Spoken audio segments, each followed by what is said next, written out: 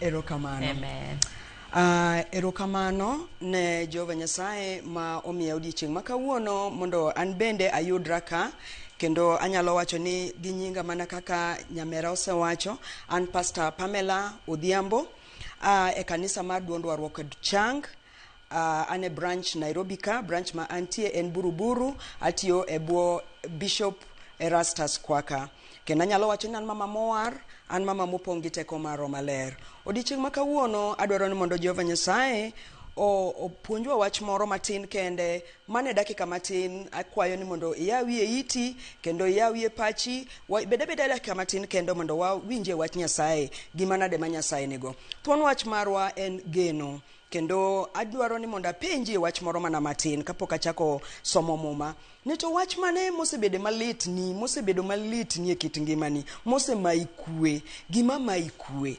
Adwaro ni mondo asomie muma mabro somo bro wuok e kitabu mar Luka 7 matindo 11 nyaka kanyoendo 17. Muma wacho kama: Bang' mano Yesu nodhi e dala moro miluongo ni Nain, kaachiel gi jopuonjrene kod oganda maduong'. To kane ochopo e dhoranga dalano, noromo gi ji moting'o ng'at motho ma gidhi iko. Ng'at mothono ne en wuowi mamiderma, ma wuod dhako machiliel. Noyudo ka jodalano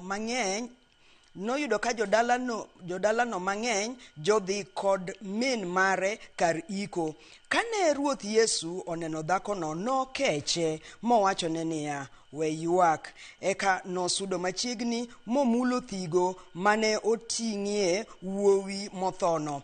Mi joma ne oting'e nochung', negiwacho niya, wuowi awachoni amalo. Mi ng'atno noa malo mochako wuoyo, kendo Yesu nomiye min mare. Ji duto mane ni kanyo nodoko maluor ahinya kendo gimiyo Nyasaye duong', ka giwacho niya, janabi maduong' osewuok kuomwa, kendo ni Nyasaye osebiro mondo ores joge. Humb wachno nolak e Judea duto kendo e gwenge mokiewo kode. Haleluya.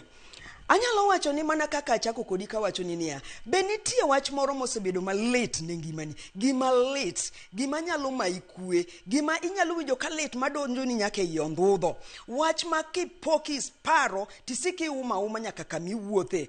Ma en mama ma mokwongo kiwinjo sigande to nyisi ni nokwongo neno tho kata kapodi, matene ni chuore nokwongo tho ndalo moko. Okonyiswa ni higa mane kata en ndalo mane, to nyiswa ni en mama machiliel, matende ni chuore nosetho mbele. To kane chuore otho, noweye gi wuoyi achiel, onge nyako monyiswa e muma, onge ng'ato moro, to nyiswa ni ne en wuoyi mamiderma.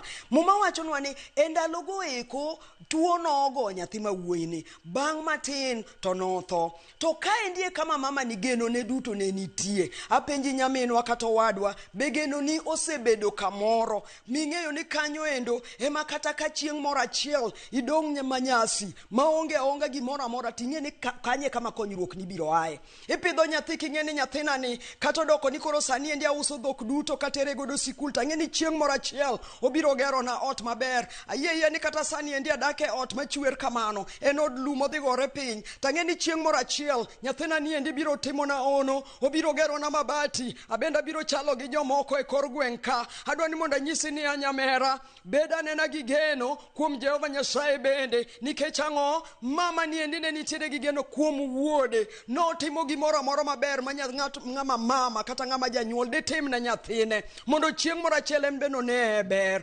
Nopo ka chieng' moro achiel nyathine ni tuo nogo ne nyathi. Adwa ni mondo awach ni niya, geno gimoro amora nyalo timo geno mag gik mag pinyni. Kama geno ni nitie no endo, gimoro nyalo timore kanyo mipoka weche dhini marach. Samoro in kanyo endo to ni chako tich, Nyasaye no mi tich tipo ka tuo moro goyi, ka tuoni ogoyi kama endi, ipo ka kori ungori gi bathi dhi kama, iwacho ni to mako kana chako ni, mana ang'e ni koka dwa chako dak maber ni, to kendo tuoni koro nyuora piny nang'o. Samoro bende isebedo kidwaro dak, to kipoke wuotho matin kama to Nyasaye omiyi dichuo miwacho ni tho, haweyo dwandora gi minwa gi jonyuolna gi sabun e tie aora, kawuono ni endi koro adwa chako dak e oda, achielie chiemba e odier oda, tipo ka jochiende mag yamo maricho gi tuoche magalagala pok odonjoni, ma koro ok inyal kata mena bedo gi kwe gi dichuo mane Nyasaye osemiyi mondo odag godo maber. Atpok awacho ni ang'o mama, awacho niya, gimoro nyalo mayi kwe, mipok awach malit donjoni malit e kit ngimani. Mama ni endi ne gi kwe orumone, kendo anyalo nyisi ni mama ni ne wuotho ka uma. Aparo ni e seche mane otuoyo nyathine ni endi, nok en maber, nowuoyo kende. Aparo ni nitiere ng'at moro ma bende nitie mawuoyo kende, ma kata wuotho e bath ndara to chwado mana lwete. Tawacho ni niya, ng'at Nyasaye, Nyasachwa ni kodi gi wach, ratego nok nyal kelo wacha kama, ok okela kela wach nono, wach ne ngima kendo wach ne tiyo, wach ne ipimo gi pand ligangla madhogi ariyo. Anyalo wacho ni niya nyamera, samoro in kanyo endo, to in achiel kuom jogo maum, in achiel kuom jogo maonge kwe, in achiel kuom jogo madhi e wach moro malit, misewacho niya, kata koro atho ae bwo pinyni, nikech ok ane gima time e piny ka, aneno mana ka sandora asanda, nyiminena gi mbesena, aneno mana ka dhi maber, tanto kara ok dhi maber. Abiro ka mondo ajiwi mama, abiro ka mondo ajiwi owadwa, gimikale no kin kendi, be okine misekale kendi, nitie jok moko manosekale, to ne gikalo ma Ruoth nogowe kodgi. Anyalo wacho ni niya, samoro gimikale no endo, ichalo ng'ama ni e klas, biro chopo kamoro mibiro kalo, ma kikalo klas no tichak idhi e klas manyien.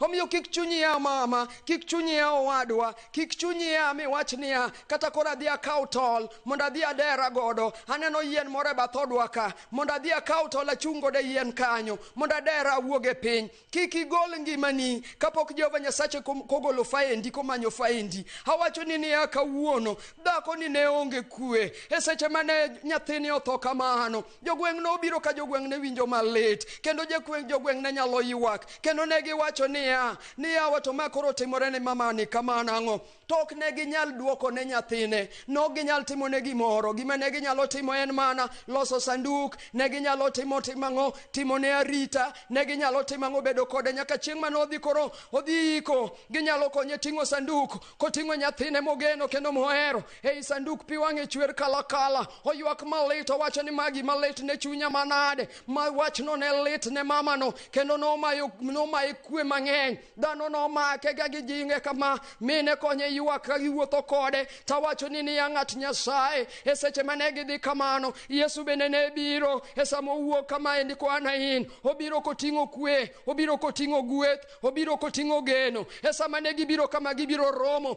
e ndara ka endi ndara achiel ni, ne nitie jal mabiro gi keno, to nitie jama biro maonge geno, gidhi romo. E sama ne giromo e dhorangach kamano, Yesu nong'iye kendo nokeche, nowacho ne niya, dhako wek ywak, an gi ng'ato makelo ni ka ng'at Nyasaye, manyalo yweyo pi wang'i e sama kama, onyalo golie weche matek, onyalo golie gombo mag anyuola, onyalo golie wach matek mamayi kwe.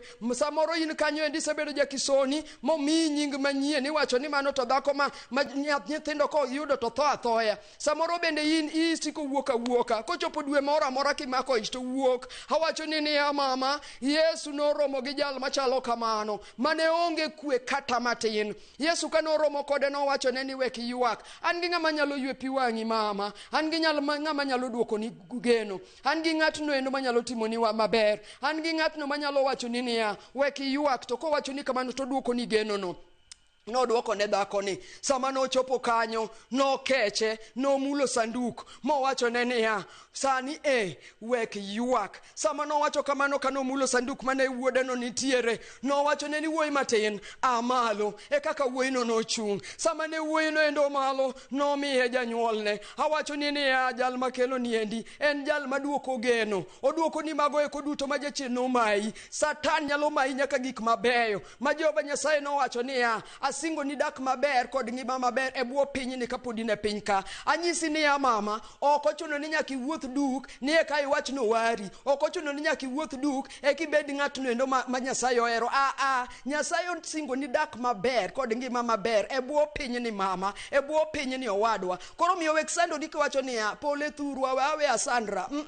Ruoth Nyasaye osingo ni dak maber e bwo piny ka. Beda gi geno kawuono, Nyasaye no ndo dwa timo ni maber. Ok ang'eyo ni in kanye, samoro in e kitanda mar midekre, samoro kama intiere, in ichomo jela, ikes ni e mbeleni, samoro bendo mailo, samoro bendo oriembi, ikia kata gimitim, samoro in chiliel, gimoro amoro mai, ileo gi nyithindo oko, tan kamoda kel ni geno. Yesu Kristo no wacho niya, wek yuak, an benda biro kaka wacho niya, bed jachir mama, bed jachir owadwa, Nyasaye biro pari, obiro wiro, obiro loko magi eki mima ikwegi eki. To Jehova Nyasaye ma jawiro, ojatimo nigi ranyisi, obiro timo ni mama, obiro goli e kitanda mar midekre, obiro goli e weche matek, majasigu, oramo ni maboto teri godo siol piny jomotho.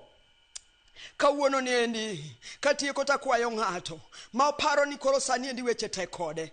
Adwa ni mondo alamie kodi, to ok ang'eyo ni weche matek kodi gin ang'o. Ok ang'eyo mama, tadwaro niya, beda jachir, kendi bed king'eyo ni Nyasachwa timo maber. Alamo Nyasaye.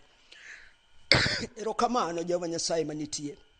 Mi nyathini ni endi jingo kendo mondo iume ipande bwo lwanda. Teko ni mondo bed kode, loch ni mondo bed e kit ngimani. Owinjo wach ni mangima, duok ne geno Jehova. Miye teko Baba, gol ne lit manie chunye, gol ne uma, gol ne chuny mool Jehova, pande e bwo lwanda. Mana kuom happy e nying Jawarwa Yesu alami ka iye. Erokamano bed jachir e nying Jawarwa Yesu.